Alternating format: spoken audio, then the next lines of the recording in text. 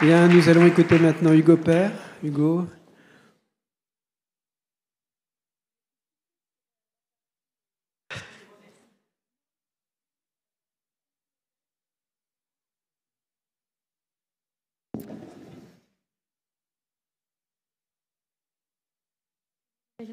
Ah, c'est super.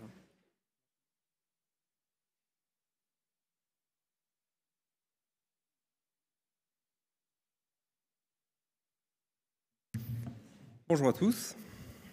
J'espère qu'il vous reste un petit peu d'attention. Donc, je vais vous parler des troubles de l'attention, c'est-à-dire le TDAH, chez les individus avec un trouble 10. J'entends par là le trouble de l'acquisition du langage oral ou des coordinations motrices ou les troubles des apprentissages du langage écrit ou du calcul. La présentation est en deux parties. Dans une première partie, je vous montrerai que la comorbidité est fréquente entre le TDAH et les troubles 10. Et on réfléchira aux liens qui unissent ces deux troubles du neurodéveloppement.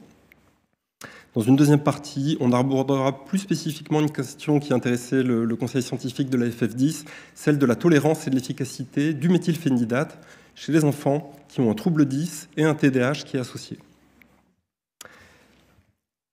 Alors sur cette diapositive, je vous présente des données qui sont récentes mais non publiées et qui ont cherché à estimer le nombre d'enfants en France qui ont certains troubles du neurodéveloppement à partir de données administratives. Alors peu importe, c'est le SNDS, c'est la nomenclature générale des actes d'orthophonie. Et donc ça permet d'estimer le nombre d'enfants qui ont un trouble 10 en France. Vous voyez qu'une part des enfants qui ont un trouble 10, donc c'est le cercle qui est en bleu, ont également un TDAH, donc en anglais c'est ADHD sur la figure.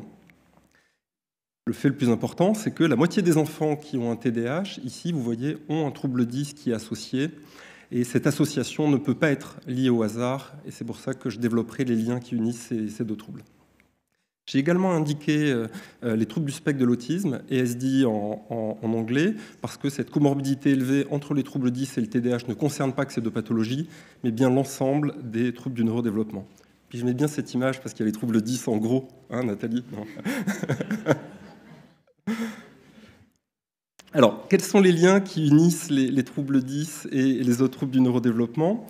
Sur ce graphique, je projette les données de la cohorte longitudinale française EDEN lors de l'évaluation quand les enfants avaient 5 ans et demi. En abscisse, vous avez les performances de langage oral exprimées en notes standard et en ordonnée les symptômes de TDAH à partir d'hétéroquestionnaires parentaux. Et j'ai tracé l'intervalle de confiance de la droite de régression qui indique qu'en moyenne, plus les enfants ont des bonnes performances de langage oral, moins ils ont de symptômes de TDAH. Donc on voit qu'il y a une comorbidité au niveau des troubles et une association entre les dimensions cliniques. Qu'est-ce qui unit ces différentes dimensions? Alors la première hypothèse est que des facteurs soient communs et augmentent à la fois le risque de trouble 10 et le risque de TDAH. Il pourrait s'agir de facteurs environnementaux ou de facteurs génétiques. Une deuxième possibilité, qui a déjà été évoquée, serait que le fait d'avoir un trouble 10 augmente le risque d'avoir un TDAH. On peut imaginer par exemple que le langage oral intervienne dans la régulation de l'attention et de l'hyperactivité, par exemple. Et l'hypothèse inverse, en termes de directionnalité, la possibilité que le fait d'avoir un TDAH augmente le risque d'avoir un trouble 10. On peut imaginer que des enfants qui auraient des difficultés d'écoute, par exemple, auraient un moindre développement du langage oral, etc. Donc on va examiner ces trois hypothèses. Et on va commencer par l'hypothèse des facteurs communs en ce qui concerne les facteurs environnementaux. Donc, de nombreuses études épidémiologiques et puis les travaux que je vous présente ici, qui sont issus des données administratives dont je vous ai parlé, montrent que de très nombreux facteurs environnementaux sont associés à plusieurs troubles du neurodéveloppement. Vous voyez ici que le terme de naissance et le petit poids de naissance augmentent le risque de présenter un trouble 10, un TDAH, un trouble du spectre de l'autisme. Sur cette figure, vous avez, j'indique des odds ratios qui sont des mesures d'association. Et donc, les enfants qui sont nés avant 28 semaines d'aménorrhée ont en moyenne 2 fois plus de risques d'avoir un trouble 10, un trouble de l'attention avec hyperactivité ou un trouble du spectre de l'autisme. En ce qui concerne les facteurs génétiques, la situation est plus délicate parce qu'à l'heure actuelle, il n'existe pas d'études de génétique pour la plupart des troubles 10 qui permettent d'examiner si les facteurs génétiques sont communs entre le TDAH et les troubles 10.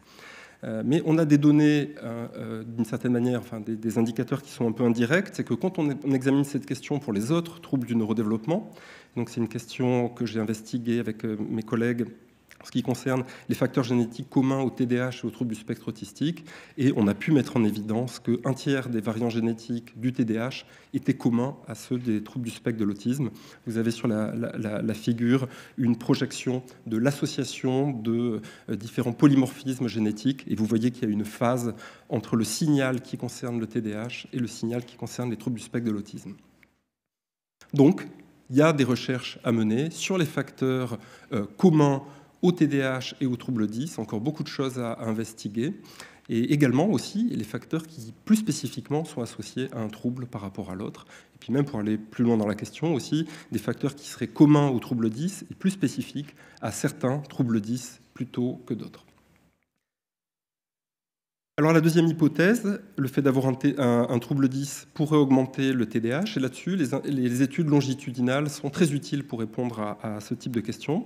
Je vous présente ici le résultat d'une étude qui a été menée dans l'équipe de Franck Ramu et qui a examiné l'évolution du langage entre l'âge de 3 ans et 5 ans et demi et parallèlement l'évolution des symptômes de TDAH dans cette cohorte Eden.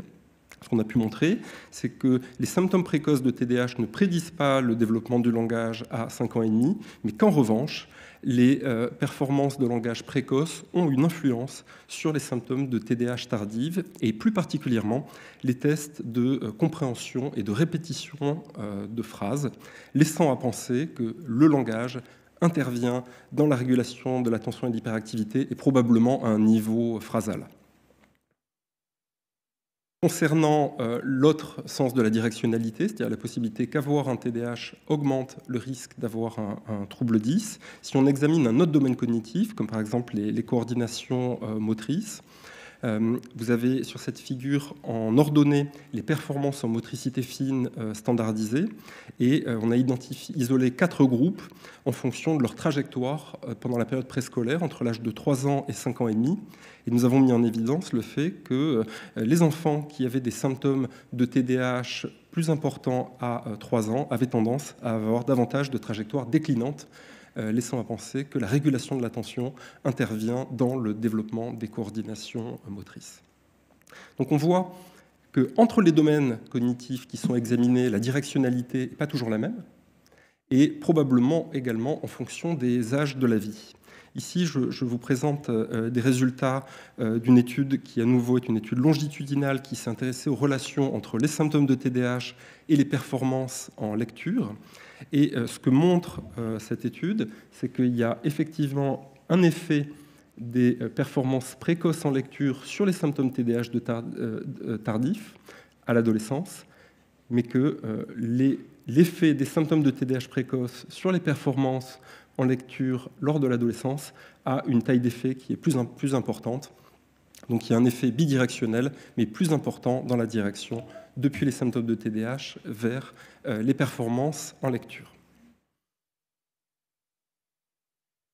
Maintenant, on va parler de la deuxième partie de cette présentation concernant les questions d'efficacité et de tolérance du méthylphénidate chez les enfants qui ont un TDAH et un trouble 10 associé. Alors, c'est une question que j'ai investiguée avec mes anciens collègues du Centre référent des troubles du langage et des apprentissages de Robert Debré. Et en fait, notre idée, c'était de prendre cette excellente méta-analyse qui a été faite par la revue Cochrane et qui a estimé que, globalement, l'efficacité du méthylphénidate chez les enfants était de 0,75 déviation standard, c'est une très bonne étude. Et notre idée, c'était d'aller regarder dans les études la fréquence des troubles 10 et d'essayer de voir si cette fréquence modulait l'effet du méthylphénidate. Donc c'est ce qu'on appelle une métarégression. Eh bien, ce n'est pas possible de le faire. parce que les troubles 10 étaient très rarement renseignés, seulement dans 2 études. Alors que des diagnostics tels que la déficience intellectuelle ou les troubles du spectre autistique étaient renseignés dans les études, alors soit en critères d'exclusion, mais soit en description des échantillons, les troubles 10 sont très peu renseignés, laissant à penser que pour les auteurs, les troubles 10 ne sont pas une caractéristique qui va modifier l'efficacité et la tolérance du traitement. Et je dois dire que c'était également ce qui concordait avec notre impression clinique, et je pense que c'est aussi le cas de certains prescripteurs ici. Mais bon, il y a quand même des arguments en faveur de cette impression clinique. Je vous montre ici une étude de Williamson, qui est une étude qui est bien menée, et qui a comparé l'efficacité du méthylphénidate chez des enfants qui avaient un TDAH, soit avec un trouble 10 associé, soit sans trouble 10 associé. Et il conclut qu'il y a une amélioration similaire, à la fois sur l'amélioration des capacités attentionnelles, mais également sur les performances académiques. Et quand ils ont comparé les effets secondaires dans ces 2 groupes, les effets secondaires étaient tout à fait similaires. Donc, en conclusion, il y a une comorbidité fréquente entre les troubles 10 et le TDAH, pour plusieurs raisons. La présence de facteurs causaux communs, génétiques et environnementaux, et puis des influences temporelles qui vont dépendre des domaines cognitifs et de l'âge des enfants.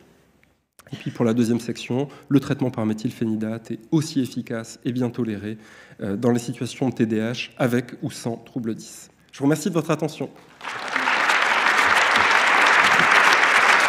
Merci beaucoup. Bravo pour cette performance d'1 quart d'heure.